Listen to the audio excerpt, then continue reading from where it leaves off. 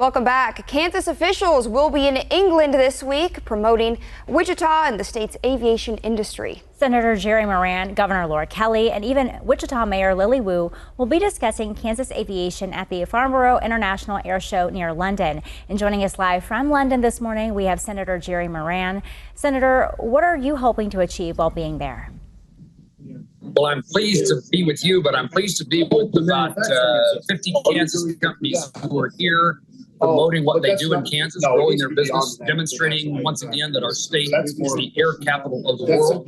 And the goal here is to connect those who can use what we have in Wichita and across Kansas, the manufacturing base, the research that takes place, a highly trained and educated workforce, and grow jobs in Kansas.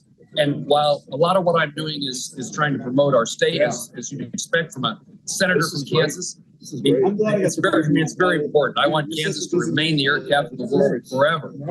But I also would say the challenges our country faces economically and particularly in national security, we need to find ways that we are growing aviation and aerospace in the United States, in Kansas and the United States, in a way that protects our country, grows our economy, increases the technology, the innovation that's capable of being performed, but also in a dangerous world with Russia, China, Iran and its proxies. Our country is in the crosshairs of a lot of dangerous things, and aviation and aerospace technology associated with that is one of the ways we can protect American citizens in a dangerous world.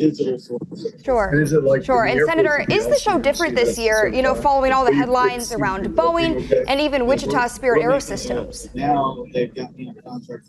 It is a topic of conversation. I've been visiting, just in fact, before I came on the air with a Department of Defense official involved significantly in procurement of military equipment for our country.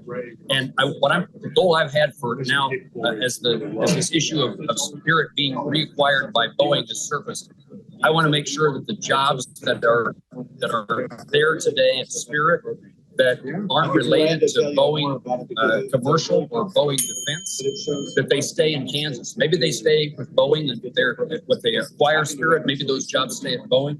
But I need to make certain that the companies who do business with Spirit in defense, they're still doing business in Kansas in defense in our state.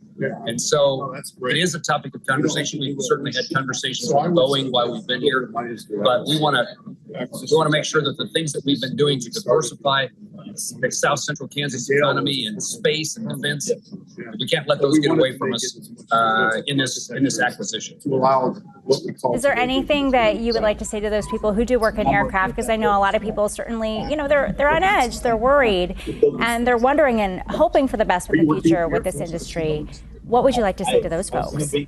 Well, absolutely. It was a few weeks ago, I walked the floor at Spirit trying to get a feel for what Spirit employees think about the future. And I would tell you that I expect and hope and encourage, insist that Boeing spend some time in Wichita. I've invited them to be my guest and come visit not only Spirit, but the Wichita community.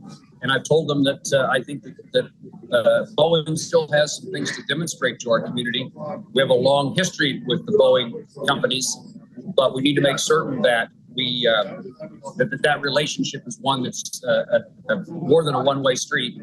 That they're committed to the employees, they're committed to the efforts that have been made to grow the business, and they're committed to Wichita and Kansas. And so I hope to have the Boeing CEO and others, their officials, come visit our community and give folks, particularly employees, the chance to hear what Boeing's plans would be if they're successful in this acquisition.